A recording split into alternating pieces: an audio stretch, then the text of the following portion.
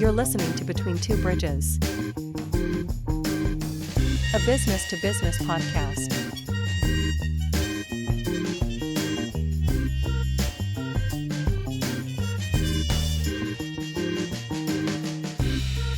With your hosts, Anthony R. Destiny, Joe Ferrani, and Jerry Kenna.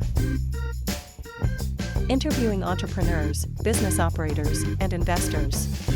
This episode of Between Two Bridges is sponsored by Paymark Payroll. Payday is the most important day to your most important people, and payday is made easy at www.payyourpeople.com.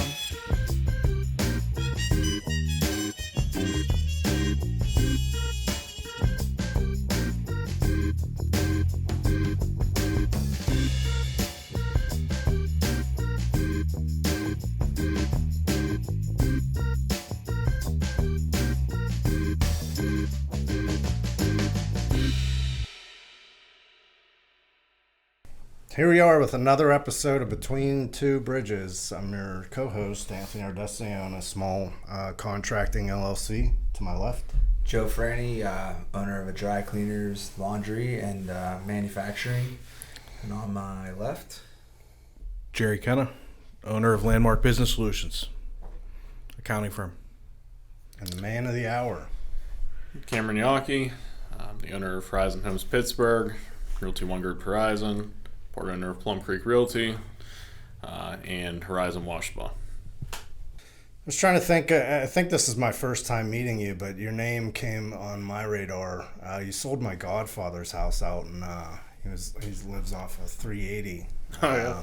But he had a bunch of woods. I used to go out and hunt there, and then he told me he was selling, and I was like, well, who's selling your house? And he's like, this young guy, Cameron. I was like, why didn't you go with a normal he's like, this guy got it. And his name's Mike Wetmore. He owns Rooter up in That's very cool. So that's how you came onto my radar. But as we were sitting down trying to look for the best of the best, not to pump you up a little bit, but just judging your social media and what you got going on and just the rapid growth that you've been able to kind of pull off, we're just interested in kind of how you did that and the nuts and bolts of it all and things like that. But I guess to start off, starting at the beginning, what was, I know you look up to your grandfather. So what did he do for a living?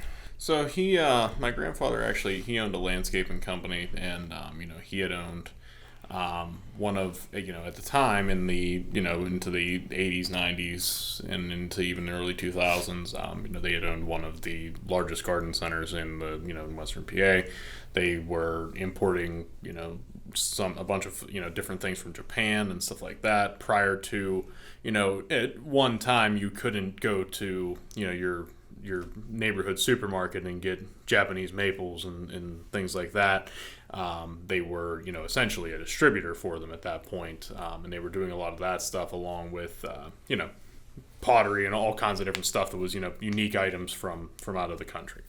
And that was what they were known for. They had people come in from all around. They had, lines up and down the street. I mean, to the point of needing, police directing of traffic and everything else to, get people in and out of the, the building. Of course, just like anything else, if you don't adapt with it, of course he was ready for retirement, so he did not, right? So, and of course eventually, they ended up closing the business. Of course that's, much different approach and much different, much different, how do I want to say this, much different environment than the business that I have, chosen to be in. But of course my whole childhood, he had always told me, don't get into this. He was like, it's the wrong generation. Don't get into this. Like, which he was right.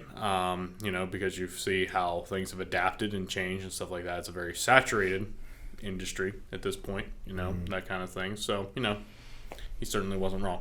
Yeah. what was the name of his business? It was Stoward Landscaping and Stoward Garden Center was the name of it. And like I said, the Japanese types of gardens and things like that was their that was their Bread and forte, butter. their special. He designed all of it. He laid them all out. He did all the architectural drawings for, all of those, plannings and stuff like that. Probably pretty cool. You can probably go back and look at like some of his jobs are still there. People Absolutely. maintain over years. Yeah, I mean, you can point out pretty easily one of the houses that he had done, and there's a lot of them around the the Murraysville area, Fox Chapel, Oakmont. A lot of the higher end communities was kind of where he did most of his work. Very cool. What about your parents? Are they in that family business too? Yeah, so my mother still does work as a landscaper full time. And she is still in that business. She still is under Stallard Landscaping. The only part that had shut down was the garden center side. The landscaping side is still open. Because of course it's, you can go to any place, like I said, and get plants, but of course getting somebody that actually knows how to plant them and maintain them properly is a much different thing. As far as that goes, she is still in that business. My dad is actually, he is a contractor. He does not work for me or, really work on my projects or anything like that. But he works in the union. So every once in a while he might do something here or that on a weekend or whatever, every couple months or whatever. But, but yeah, the majority of my family isn't in, most of them are, blue collar workers, things like that, not necessarily, business owners. Well, Jerry can kind of speak to this, and I'll speak to it too. It's probably better sometimes to keep your family away from your business. We've both been in it with our families in one point or another, and sometimes it's good, and sometimes it could be real, real bad. That is for sure. So that brings us to you. You're the oldest, youngest. You have siblings. I have a half brother. Okay. And we didn't grow up together. Whether that's fortunately or unfortunate, right? We have a good relationship and stuff. But he lives about an hour away. Mm-hmm. So we grew up in two totally different households, two totally different lives. You know what I mean? All that kind of stuff. Like I said, we certainly get along and stuff, but don't see each other too often. Yeah. So you're a Pittsburgh guy. What was high school like? Were you into school? Was it into sports? And what were you into? Yeah, I guess you could say I was a little different in that aspect. So I did cyber school pretty much through all my years up through, I went to, I think maybe kindergarten, that was about it. And then, did cyber school from there out.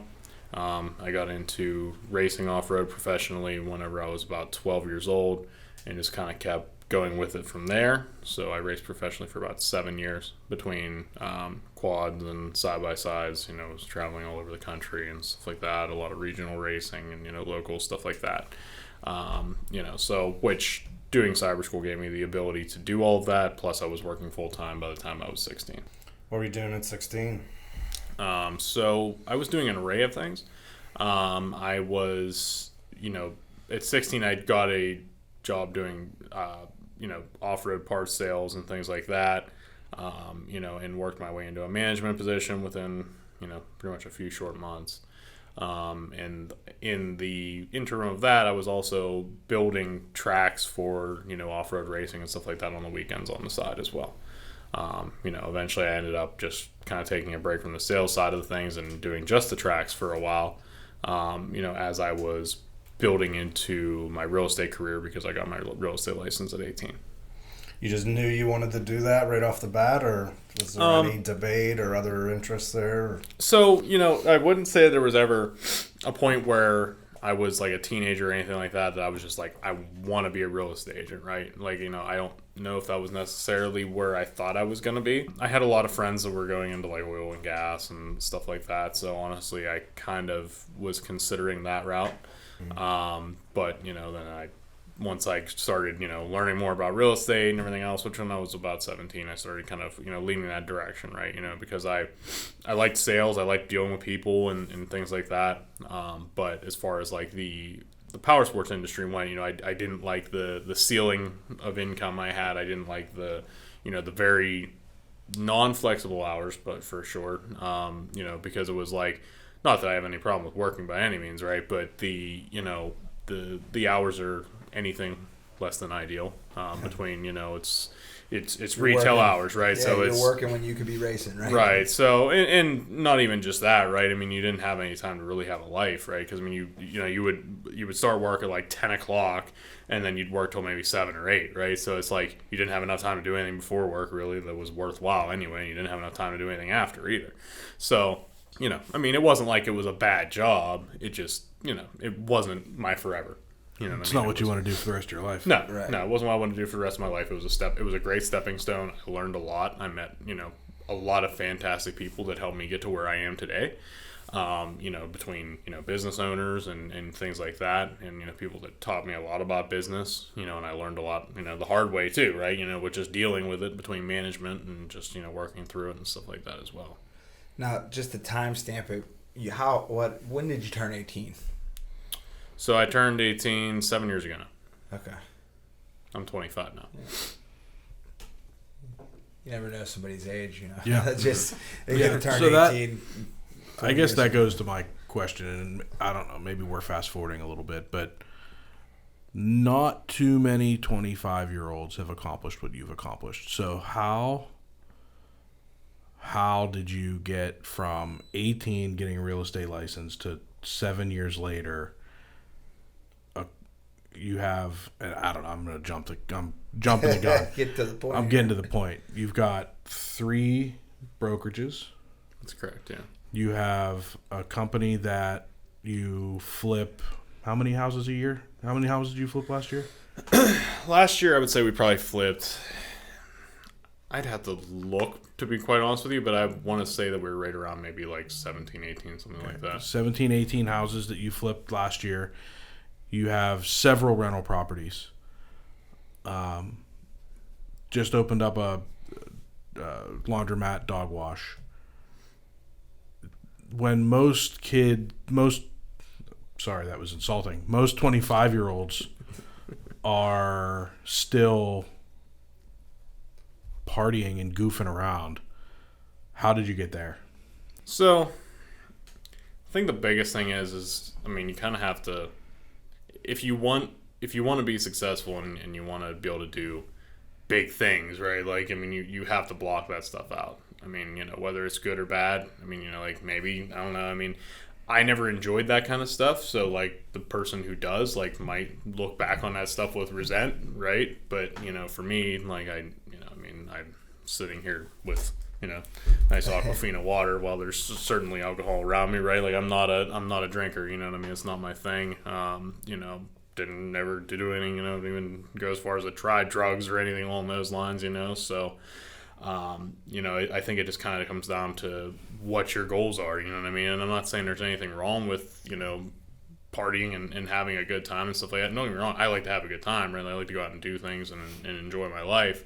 But, I'm very, I certainly don't need alcohol or anything like that to have a good time, right? So to each their own on that. But as a kid, whenever, pretty much from the time I was, 18 and on, I was doing whatever it took to get me where I needed to be. I would work whatever hours I had to work. I would do whatever I had to do. Ultimately, what led to my success of where I'm at now is my real estate sales career. Because, without the commission that I made from, all of the sales I've done and everything else, I wouldn't be able to get where I'm at now, because that's where all my funding came from to start everything up. I didn't get any loans. I didn't get any SBAs or, this or that. So we can clear something up right now, because I'm sure a lot of people, it's a tough question. You can get me with that. I'm going to hit you with it, because I'm sure a lot of people look at your social media page and see the Lamborghini and see the success and go, his parents have money. Did you grow up with money? No, I did not. I certainly, like, don't get me wrong, like, I grew up in a single parent household, right? Like, my mom did well for herself, right? But, as a normal, 9-to-5 job. Yeah, so no earner, family member bankrolled your success. No. Just to clear that up for everybody. So you're good with numbers, Jerry. I'm going to ask you a question.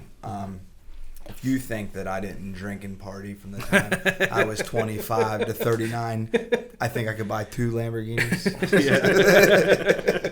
I think you probably could. Yeah, but everybody, you hear that kind of stuff all the time, and part of the reason, you may know this, some people know I did a podcast similar to this years ago and called it the Real Entrepreneurship Podcast because I was tired of seeing people posting on Facebook this extravagant life and pretending like they have all this success, and then they'd come in and I'd do their taxes, and I'm like, bro, like, what are you doing? So there are a lot of those people out there. And so then I think you end up with most people see the success at 25 and then just assume. They put two and two together and they get their own answer to that question.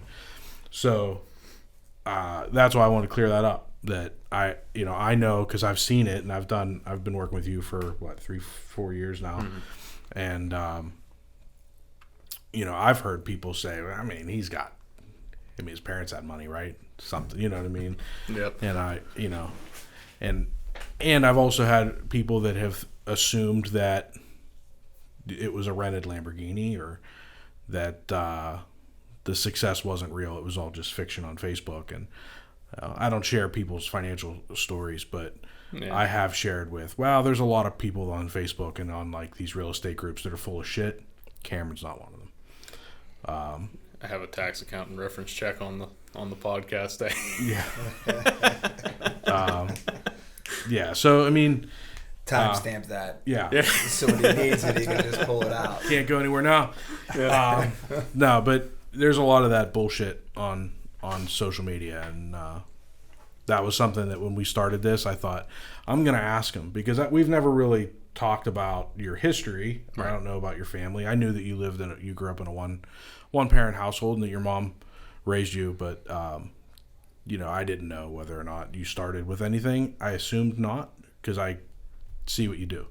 So, Yeah, I grew up in a household, right, that, you certainly weren't gonna, when I was 13 years old or 14 years old, sure, if I wanted to go out with my friends or this or that, like, of course my mom was going to give me a $20 bill to go get some food with or this or that, right? Like, I didn't grow up deprived by any means. Like, I had an awesome childhood, and my mother did everything for me that she could, you know what I mean? And I'm very grateful for that. And she certainly had a big part on my success, yes, because she was a very good role model. But nobody put $1 million in a bank account and said, Cam, get started. I wish. I'd be a lot further ahead, and I would hold that headstone with pride because I'd be okay with that.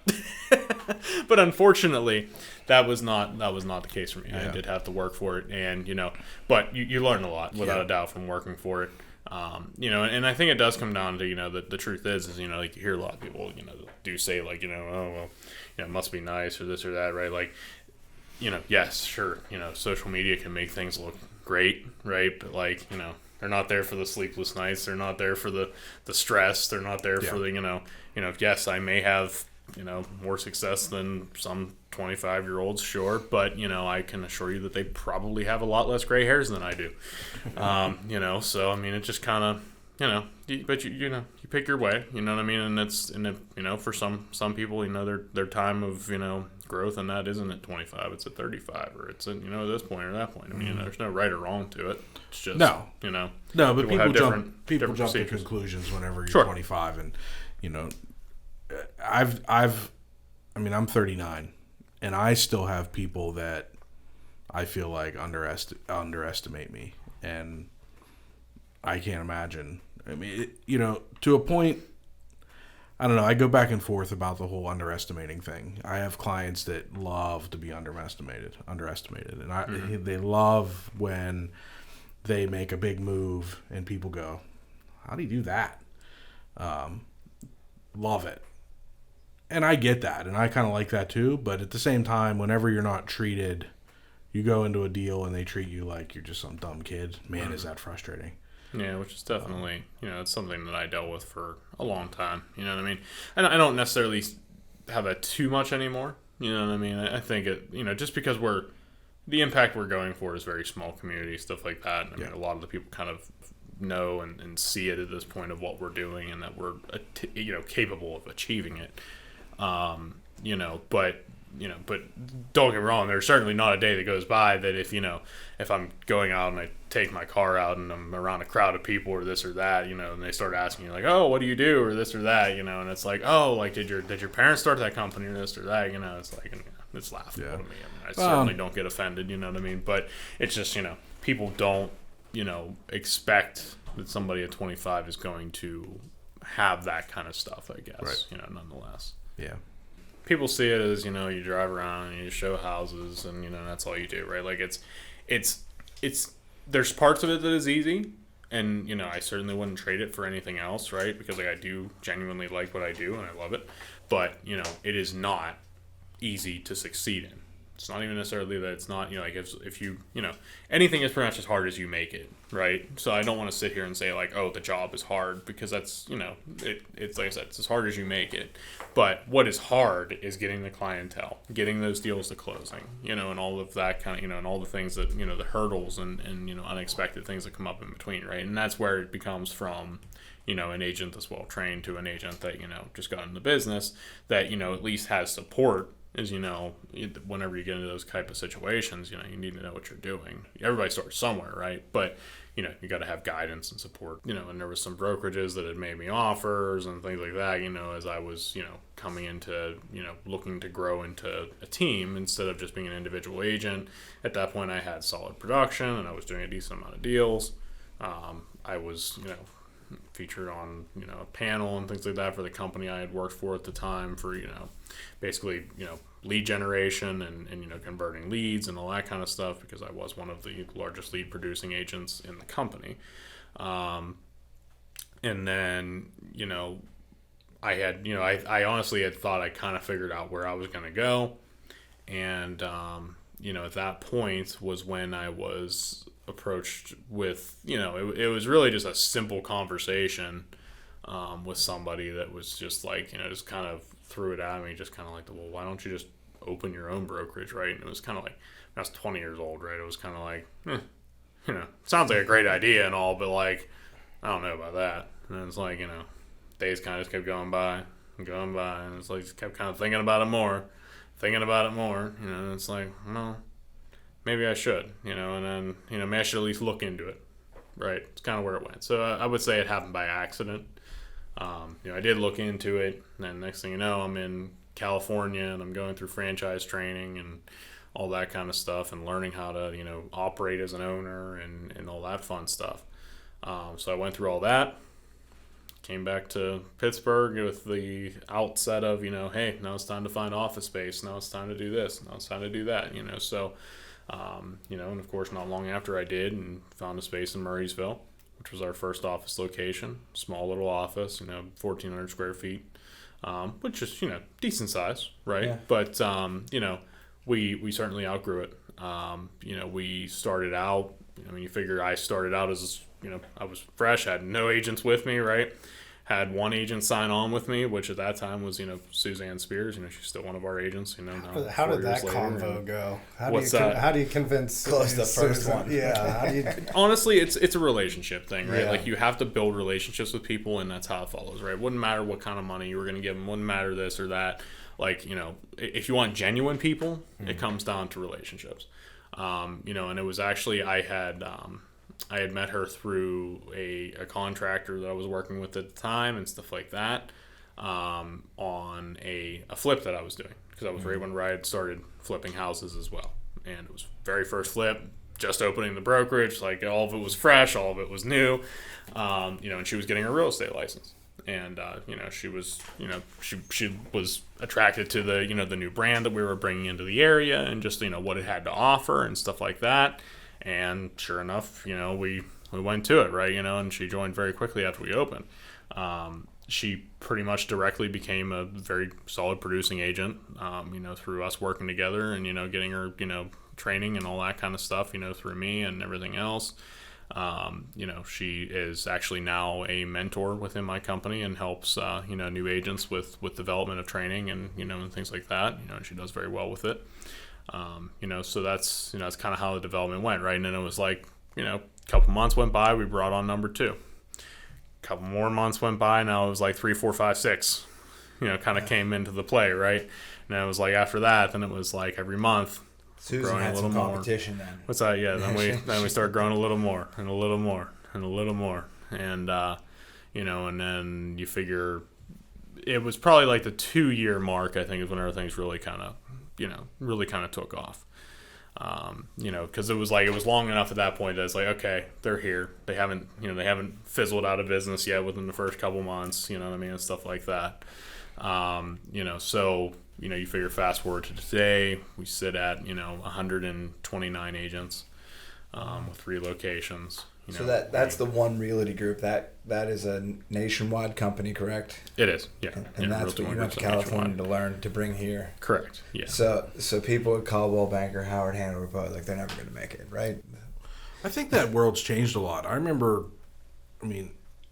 years ago, I feel like if you didn't have a Howard Hanna sign in front of your house, it was like, wow, they're not working with Howard Hanna, I feel like I think that's kind of changed, and I think that these like smaller brokerages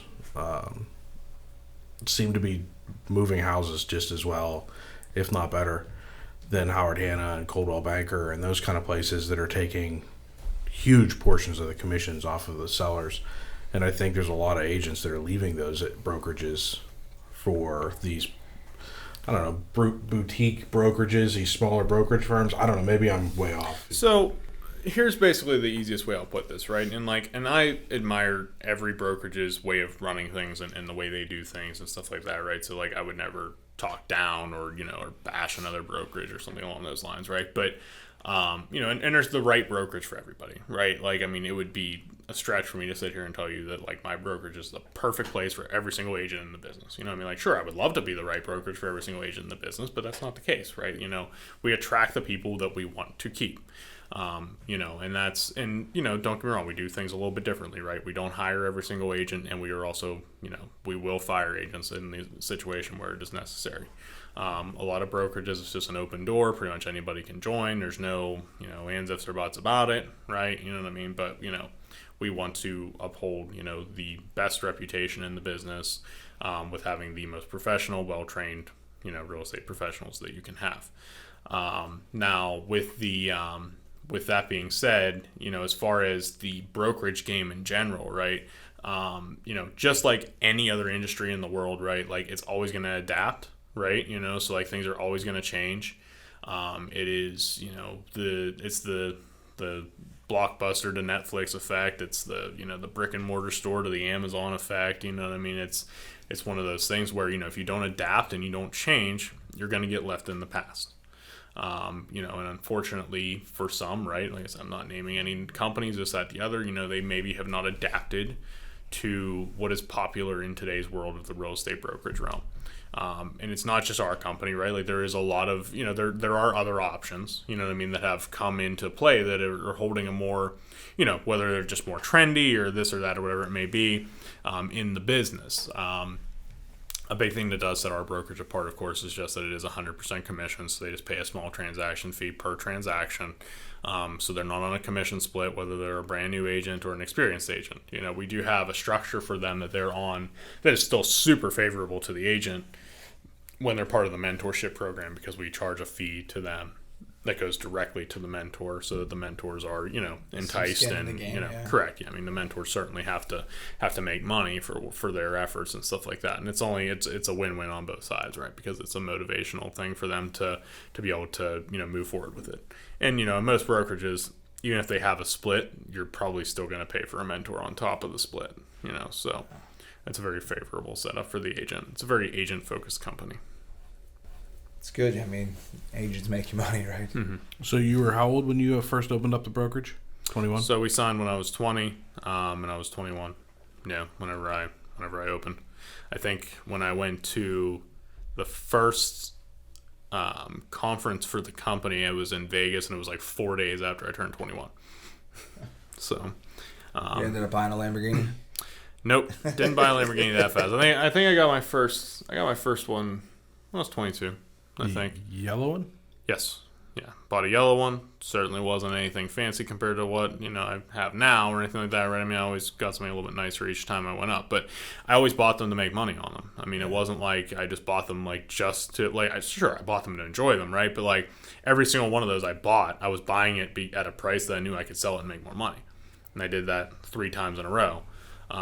You know, I mean, I was making, you know, enough money to certainly make it worthwhile, on top of the fact of, I mean, even if I made no money and I just sold it again, right? I mean, I had the car for the free enjoyment then at that point, right? I mean, you know, but no, I mean, it was a profitable thing for me every single time. That's you know, what of course. Jerry tells his wife when he buys Corvettes. Amber, just so you know, now it's out there. But you did make money on the last Corvette, right? I did. All right. You'll make money on the next one too. So it's not a lie. We'll see. It's just fun to take. Definitely going to enjoy it. I remember when you picked me up in your last one. Yeah. So it's a different experience being in those cars. Mm-hmm. Had an opportunity to drive like a super Porsche in New Orleans, and it's fun. I'm not a fast car guy because I'm not responsible. But It's fair enough. So Seems like you're pretty clear cut on chasing your goals. What were those at 16, 17, 18 years old? Was it the life you have now? Was it having this, you know, multifaceted income approach? You have several What's a military relocation professional? What is that? So it's basically as a as a real estate agent, you have the opportunity and the option to take different courses and things along those lines that give you different certifications and designations within the business to further your education on those topics, and you can get certifications for doing so. Military relocation is, pretty much as it sounds.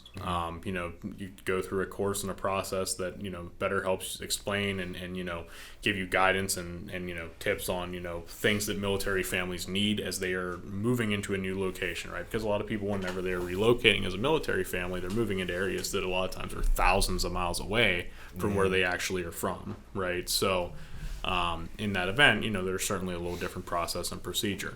We sell a lot to a lot of military families that may never see the home before they buy it, other than, just like FaceTime videos and stuff like that.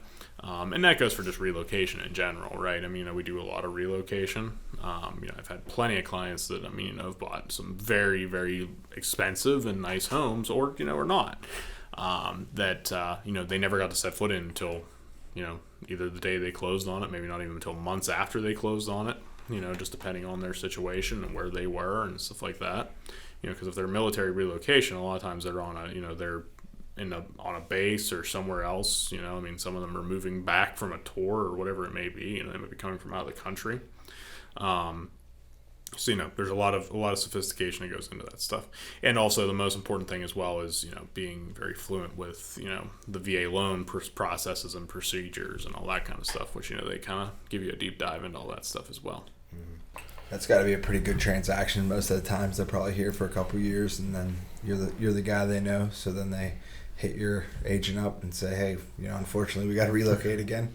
Absolutely. I do a lot of sales for military, first responders, nurses, doctors, things like that. So that's the majority of my clientele. And then the goals growing up, was it this, or? Like I said, I don't know that I necessarily would say it was this. I don't really know. I wouldn't say that it was like I knew where I was going with this stuff, right? I'd say a lot of it, I knew the life I wanted, how I was going to get there. I don't necessarily know if I knew that right off the bat. I wanted to have the freedom. I wanted to be able to, once I got I guess you could say a taste of just, entrepreneurship and stuff like that, right? Like I knew I was never going to go backwards. Like as soon as I became a full-time real estate agent at that point forward, I knew I would never work for somebody again. So as the only other guy in the textile industry at the table, I have to ask, you got all this going on, right? And you buy a laundromat. Mm-hmm. So what made you want to buy the laundromat? So the laundromat was more of it was a community piece. So we have, and this may be an entirely different topic, right? But like we have a lot of investment into one particular school district. So we have, a bunch of real estate there. We're buying up all the bigger buildings. We're essentially turning that market. And it's through rentals, through flips, through business, right? I mean, we just bought another building that we're going to be opening another, hopefully an attraction that will actually, so the laundromat to me is for the community people, right? The people that live there, stuff like that. However, we do have already a lot of our clientele has been coming from surrounding communities. Right. Whether because they said they don't have a laundromat, or the laundromat they do have has older equipment, or it's dirty, or whatever it may be, right? So the laundromat that we just opened is brand new smart touchscreen units with brand new tile floors and a fully renovated space and stuff like that. And we have we have skill games, we have an ATM, we have a vending machine, we have nice bathrooms, and but the biggest, most important thing is it's very clean, it's air conditioned. We have somebody that's there pretty much all the time, kind of keeping an eye on things. We do wash and fold, and we're opening a dog wash in the back as well, which a lot of people really like because there's not one, really in that community that's of easy use for self-serve. They have some ones that have schedules and things like that that are a little further away. That's the goal. Yeah, that's make TV shows about people like you, man. Yeah, we're not there yet, but I'm currently looking at a building that has a laundromat in it, and one of the things that when you see the laundromats that are available, first of all, they ask for a high dollar number. They're expensive investments. Second of all, like most of them, the equipment is so outdated that it is literally like a daily chore to go unload the changers, and that's one of the negatives I see is like in my life, do I really want to bite off this huge investment and have this day-to-day grind of cleaning lint traps and counting quarters, and so it's just something that I'm trying to wrap my head about. But like with modernizing, we've talked about it, it has to be modern. You have to have it on the cards, and the people that own it now, they currently like have to go down at 6 o'clock and lock the door, and they have to go down at 7 o'clock every day and unlock the door. And I'm like, well, order number one is I'm not doing that. Like not that I'm opposed to working, like we said earlier. It's just I'd be interested in seeing what you got going on up there. That's for sure. Yeah, and and I'm more than happy to give a tour of it anytime to check it out and stuff like that. And it's very true, right? Like if there was an issue on a machine or whatever it may be, right? Like I can pull up I can see the machine on my phone as they are seeing it in person. I can see exactly what's reading on the screen. I can see exactly like everything. I can start it from here. I can stop it from here. I can move it to the next cycle from here. I can see exactly how much time's left on it, how much money's in it. All that kind of stuff. It'll send me a notification if there's an error on the machine, like if it needs serviced or whatever it may be, so that I'm not sitting around just hoping that somebody lets me know. Yeah. So our machines take, we're getting it all set up now because of course we just opened, but we're finalizing out. So like all our machines will have an app. You'll be able to go onto the app and pay for your wash and, your washing and drying through the app with a card, Venmo, Apple Pay, Google Pay, whatever you prefer, on top of still being able to use cash.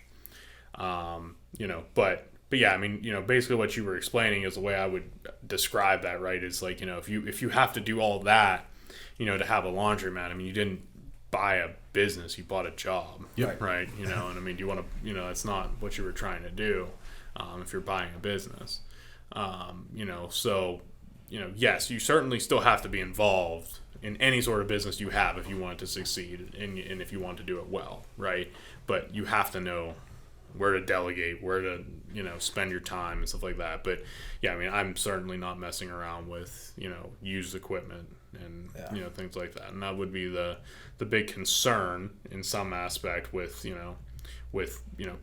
have if you buy a, what they call a zombie mat, right? Like a zombie laundromat, which is, considered to be a laundromat that is, old and outdated and stuff like that, is that you'd have a lot of that to deal with. We actually bought an old convenience store and turned it into, it was closed down, and we turned it into a laundromat. So we had to start from nothing, right? We didn't have the slightest clue what we were getting ourselves into. We bought a building, and we're like, we're gonna turn this thing into a laundromat. We've done all this other stuff. We'll figure out a laundromat, right? And then they come in, they're like, well, did you know you're gonna need a 1-inch gas line? You're gonna need an oversized water line. You're gonna need this. You're gonna need that. And you kind of just look at them like, No, but we'll figure it out. They're sawing your floor to put drain pits in, and Yeah. Which, I mean, we knew obviously we were going to need troughs and things like that, but there's certainly things you don't think about, right? I mean, you don't necessarily, like, the first thing that comes to your mind isn't the fact that you need this massive service panel or this or that, or you need to add sub panels behind this and that, and and have these big access doors and access systems and stuff behind the units and. But there's a lot that goes into it, and you have a lot more space for a laundromat than you realize because of how much space they take up. Like, those big units take a lot of room, and because of the access center and stuff you have to have, you have to have about 3 feet behind those units to access them. So it really takes a lot more space than you anticipate up front. And you'll be able to take the whole drum out and do all that stuff from behind the machine. Yeah. And then, like, I'm looking at buildings. I've always looked at buildings to move my location. And, like, first thing is a lot of places don't have 3-phase power. And it's like, it's a significant investment just to bring a building to 3-phase power. Yep. So. And a lot of time. Because you have to depend on the electric company. Permits. Duquesne Light. Yep. So, I mean, Duquesne Light will be really happy to give you more power. Yeah, they'll do it for free. but it's a lot of time. Townships, Yeah, it's a lot of time because they've got to wire it in. They've got to... Especially if they don't have it close. I have a client that converted an old bowling alley into a manufacturing facility, and it needed 3-phase power. And the closest one was 3/4 of a mile away. They had to run all new wire. I mean, it was a big deal. And like I said, Duquesne Light is obligated to do it at no cost because they have to provide you the power. And like you said, they'll be happy to do it because they're going to charge you for it on the back end. But it took a lot of time to get all the permits and get everything going and get it done. So it takes a lot of time. Do you do no quarters? No, we do quarters. Yeah. We have the change machines and the ATM and all that kind of stuff. So, but a lot of people have better options. We certainly encourage cash, right? But it's not, it's not necessary. Yeah. We want to make sure that we're not turning away any customer. Encouraging cash to save yourself in credit card fees. Of course. For the IRS that's listening. Or like the credit card processor in the room that could get you a better rate Right. for the customers of Landmark Business Solutions. Yeah, exactly. Yeah. Obviously, we're not hiding cash. Yeah, Who would do that? No, who would ever do that? Well, I don't even touch cash anymore because it's very, very dirty, and I am officially out of masks as of last quarter. You just have the one that's left on your face, right? That's Just a beard. It's a filtration system. Definitely not government approved. Yeah.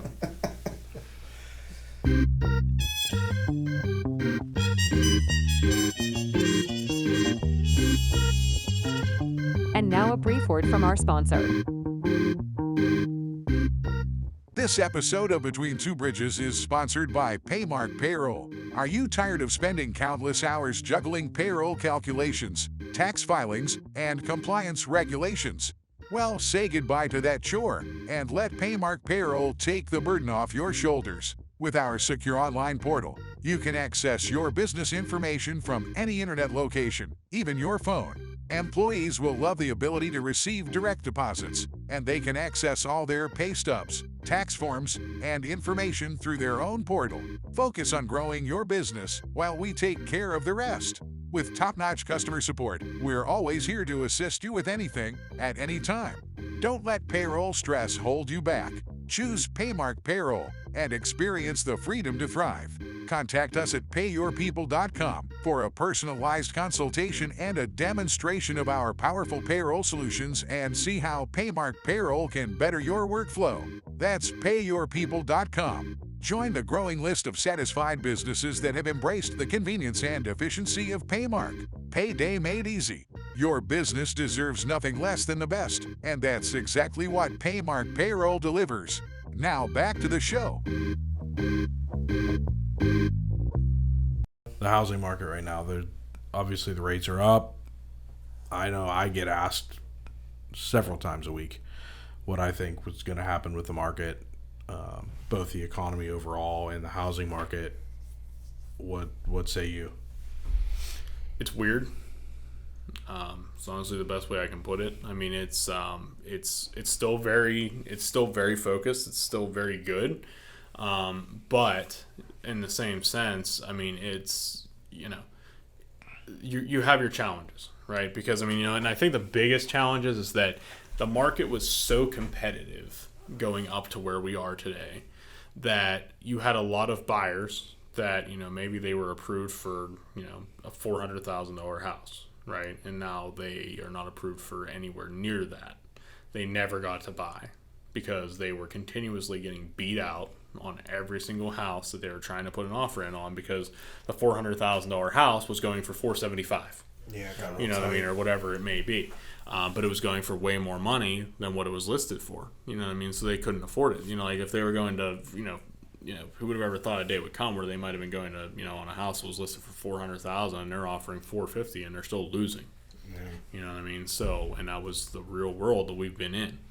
And now, I mean, a lot of those people wish they would have paid $475,000 because now their mortgage payment would still be cheaper, than what it would be now. Yeah, now their payment is going to be the same on a $280,000 on a house that they're not happy with. Yeah, and that is the big problem, right? So that's why the market has changed as well. Is because you have a lot of people who are highly discouraged and have stopped looking.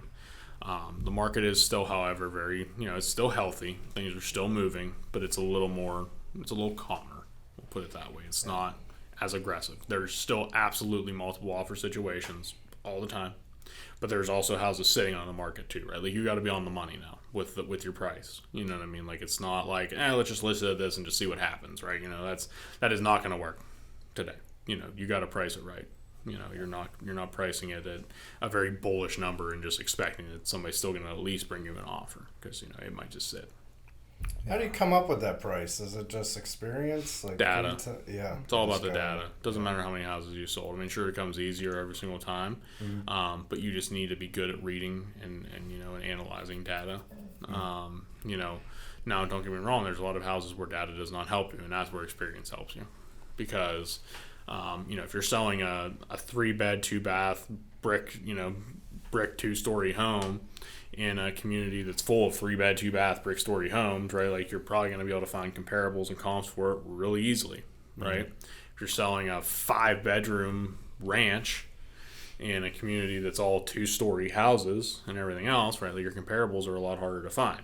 You still might be able to come up pretty close with a price, right? Just based upon the bedroom, bathroom count, square footage, etc. But as far as in the eyes of an appraiser, right, because in most cases you're still not going to be getting a cash buyer, they're going to look at that not typically based upon 2-story homes. You know what I mean? So like you need to be looking for that right property. And there are a lot of other, there's a lot of other tips and tricks, don't get me wrong, to being on the money with pricing, such as like, making sure you're in the same subdivisions, and if you can't be in the same subdivisions, using other subdivisions that sell at comparable prices that are near it, and lots of stuff.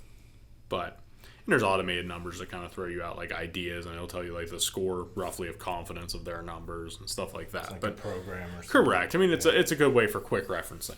You know what I mean? But it certainly is not always accurate, right? Just like any of the websites that show you like estimated price values, stuff like that. I mean, their accuracy is usually very far off. You mean a Zestimate's not the way to go? Well, I wouldn't say a Zestimate directly, but websites. We'll put it that I got way. over a Zestimate in Oakmont for my house. Yeah. Yep, they were dead on. They were way low. We sold high. Yeah. The market was. How has the market, the way it is, changed your strategy? I think it's, it hasn't really changed my strategy much, right? Because like my strategy was still always going to be like price it right and it'll always go for more. When I say that is if you price something super high, no matter what market you're in, it's still going to hurt you. You know what I mean? So yes, it still may have sold a lot easier in a market that it was hotter, but the problem was that people were still going to shoot you down, right? Like they're still going to be looking for that deal. As to where if you price it right, like you price a little bit below your your competition, like you're going to end up getting more most of the time than your competition, because the multiple offers drove it up to where you wanted to be. It was always a risk, right? There was no guarantee that was going to happen, but in a lot of cases it worked, and it worked well. So how about your approach? How about your personal business strategy, though? So, you were, for me last year, I think you said you flipped 17, 18 houses. Are you still flipping as aggressively? Have you changed your approach at all as far as your growth of your business? So the growth of that side of things, I've come to pretty close to a halt on flipping. I'm still flipping, but I'm keeping them. So, we're redoing the properties from top to bottom, new kitchens, new bathrooms, new floors, new paint, new windows, whatever it needs, new roof. I mean, if it needs it, it's getting it. We're not gonna half-ass anything. I mean, it's gonna be entirely redone to whatever extent that needs to be. And that's why people give flipping houses a bad name, right? Because they're coming in and just painting some walls and throwing some carpet over top of some old laminate floors or this or Painting that or over whatever. the light switch. Painting light switches and stuff like that. Like, no, we're replacing every single receptacle in that house. Yeah. We're rewiring it if it needs it. We're putting in new service panels. If the furnace is even questionably old, it's getting a new one. If it's got a hot water tank, it's even questionably old, it's getting a new one. If the roof is if it's got one lifting shingle on it, I'm ripping the whole thing off and we're starting over. It's not, this stuff is, and that goes into the same thing of being a landlord, right? Like, if you don't like being a landlord and you think it's a pain in the butt, there's a good chance that, sure, you might get bad tenants every once in a while, but a lot of times it's their own fault, for not doing the things that, you need to do, which is maintain your property. The way I always look at a unit, like with rentals and stuff like that, is if I won't live in it myself, I'm not going to rent to somebody else. So the whole, I can't stand whenever I go into somewhere and I'm, in a home improvement store or whatever, and I hear somebody say it's just for a rental. So, this is the price I'm looking to spend. Like, no, what would you put in your house? Yeah. That's what needs to go in that rental, so that's a big piece of it. But we started going for rentals. I wouldn't necessarily say that the market pushed me into rentals, as it was more, what pushed me into rentals, if you want my opinion, is just my goals, right? Like, it's not a bad time to flip houses still, but there's always a price that's right, and that's in any market, right? Like, you always have to look at buying right in every market. Like, when we were buying stuff at the peak, I was buying stuff at a price that if the market tanked and things went south, that I would still make money. That was a very important thing to me.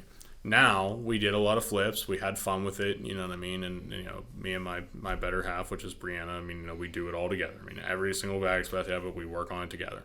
And that was basically what it came down to, right? Was like, we decided, well, it was time for us to build rentals, right? And the reason why I wanted to do that is because flipping is fun, but it's a Ferris wheel. Right? Like, you keep going around and around and around. You make more money, you just put more money back out. And you just keep doing it over and over and over and over again. So you never really feel like you make money. You know what I mean? Like, you get more houses, you get to do more things, but you don't really feel like you ever make money from it.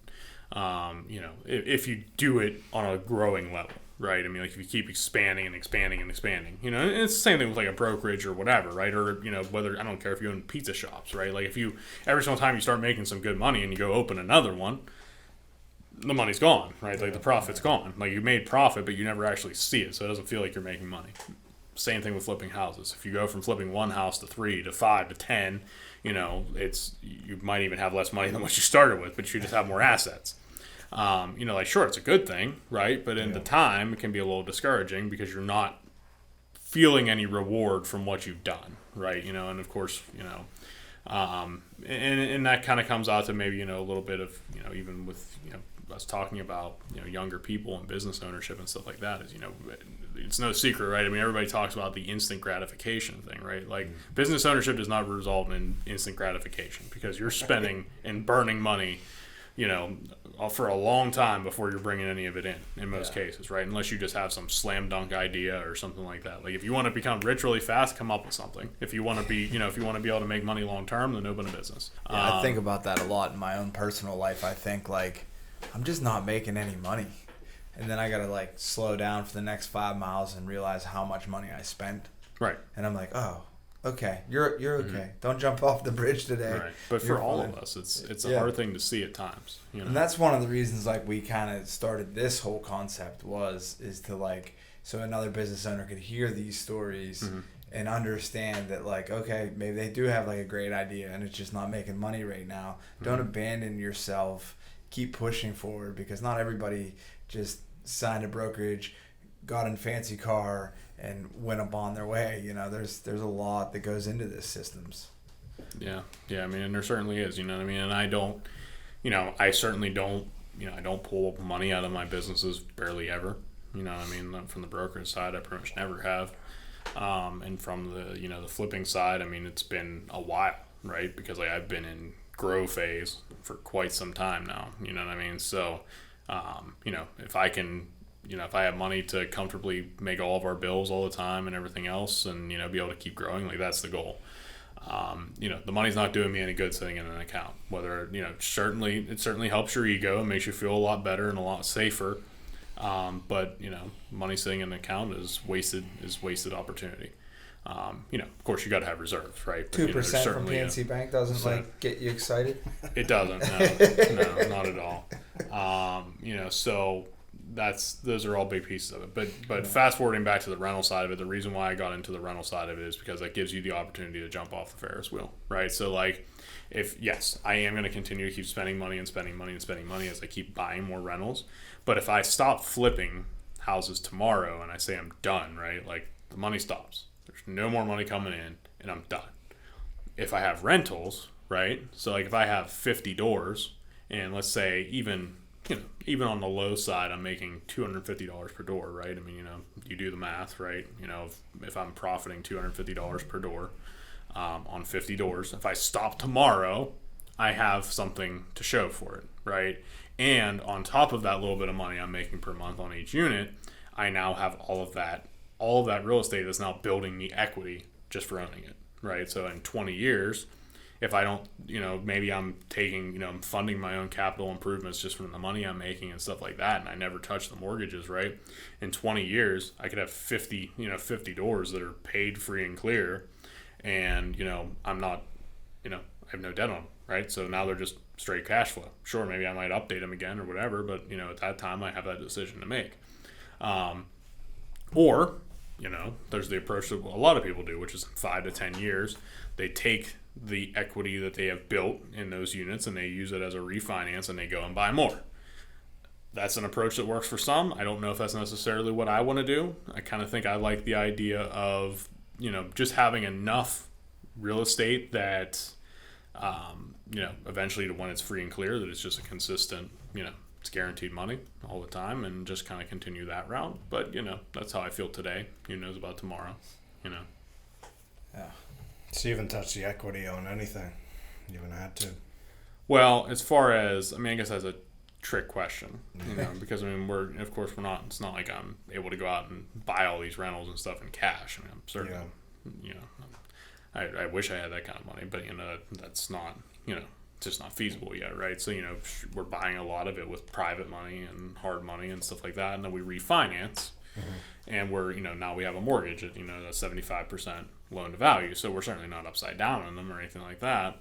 But, we're refinancing at 75% LTV to lower the interest rate, get off of the private or the hard money and move that money into our next project. However, with that, so like what I'm getting at is you figure if I have a 75% LTV loan, that's a 20-year, like pretty much almost all investment loans are usually going to be 20 years, right? Mm-hmm. So in 20 years, if I don't refinance again and pull out on that equity, now that property is paid free and clear and I have that property sitting there. Or if I make extra payments, right, I could speed that process up even more. And maybe I get to the point to where it's like, if you're doing well enough, it's like start chipping in enough on those payments to where you're, next thing you know, now you only have 15 years or 12 years or whatever, which is that I look at it that way because I chase financial freedom, right? Like I don't necessarily, I'm sure I wouldn't have an issue to own 100 units or, whatever it may be. But, I certainly don't, if I can make more money by having 50 that are free and clear and I don't have to worry about overhead and mortgages and everything else, like that's preferable to me. Yeah. Think about the people that had 50 properties coming into this increase in property. Mm-hmm. A lot of guys probably got flushed and just left. They're just financially free, just chilling. Yep. We're just a little, you're a little younger than us, but we're just like a little bit too young to understand that. But I know some guys that were like cabinet builders that had like 5 rental properties back in the day. It's like, dude made $36,000 a year and was buying properties for $6-7 grand. He's turned 75. The housing market went crazy. He sold them. He's living in Naples, hanging out. You talked about your better half. How does that work dynamic go? Is she the boss, or like, is there rough days there? I mean, just like anything else, right? You're certainly going to have some disagreements and bumps in the road, but I mean, it's, overall, I mean, we handle everything professionally. We try to keep it all kind of, to some extent separate, right? You know what I mean? And, we get along very well. We work together very well. There's certainly always going to be things you don't see eye to eye on, right? But I mean, we always come to an agreement on it, and it's just simple business relationship, as far as that kind of stuff goes. But we work very well together. She works in it every day just like I do. You know what I mean? So it's, she covers, she's usually doing a lot of the flip side of things, handling, making sure things go right, designing places, taking care of it all. As I'm, doing a lot more with the brokerage growth side of things and stuff like that. I mean, we're both involved in both of them. Like, she helps a lot of the agents with things. I help with the contractors and things like that. And I think it's just kind of one of those things where it's like, if something that she does well, then she's probably going to, take care of that part. If it's something that I do well, then it's something I'm going to take care of, and of course we have our staff too for the things that maybe we feel like we're both not at a strong point in, what I mean? That's where you hire. Yeah. I think the other thing with like relationships like that is trust. Mm-hmm. Like I remember when I first was going to buy my business, my wife just trusted me. She was like, if you think it's the right move, go ahead and do it. And then we've done some things since then, and it's like she just trusts me, and that's comforting. So like when you get in that environment, you trust each other, push each other a little bit, so that's cool that you guys get to do that on a daily basis and make it work. Absolutely. You mentioned being financially free. Is there I guess a deadline on that? Are you trying to retire at 40, or do you see yourself doing this forever? Or I don't know. So for me, it's like, I mean, retirement to me isn't necessarily a goal. I don't know that I really have a thing that I'm like, I ever really want to like retire, right? Mm-hmm. It's really more about having the ability to do so for me. Like, what I mean? Like whether, I voluntarily want to retire or, I mean, of course, we're all here on earth today with the thankfulness of staying healthy and voluntarily, so it certainly would be nice to always have that position to where whether you don't want to do it anymore or you can't do it anymore, that you're always going to have that, you're at that point financially free enough to be able to to walk away from it if you had to. All right, so you're 25, you've been flipping houses, you have brokerages, you have rentals, you're deep into the real estate world, and I know that there are a tremendous amount of people that want to get into the real estate world. Some of them will never make it. Sorry. I've seen it where people think, I'm going to flip a house, I'm going to do this, I'm going to do that, and man, is it harder than it looks. It is not easy. But with that being said, what's your best advice for somebody that thinks that they're going to buy rentals, they're going to buy some flips, they think they want to get into real estate? And the advice more for, this isn't advice for the guy that thinks this is get rich quick, because it's not, and we can just skip that part. But for somebody that's actually going to put in the effort, understands, wants to learn, is actually going to put forth, what's your best advice? Best advice is, like, you can't put yourself short in any aspect of the process, right? Like, know your due diligence of what you're getting into. Go to the networking groups, meet more people in it. Also, don't trust everybody in that stuff. Take everything that you learn with a grain of salt, because there's a lot of talkers and a lot less doers. Make sure that, and if you feel like you have enough money to flip houses, you probably don't. You need to, so what I mean by that is, like, don't go buy your first flip in cash, right? Just because you think you have enough money. I mean, unless you're sitting on millions of dollars, you should still use hard money. Because if you have a deal that goes south, you have an issue, whatever it may be, right? Like, you want to have your money there as reserves.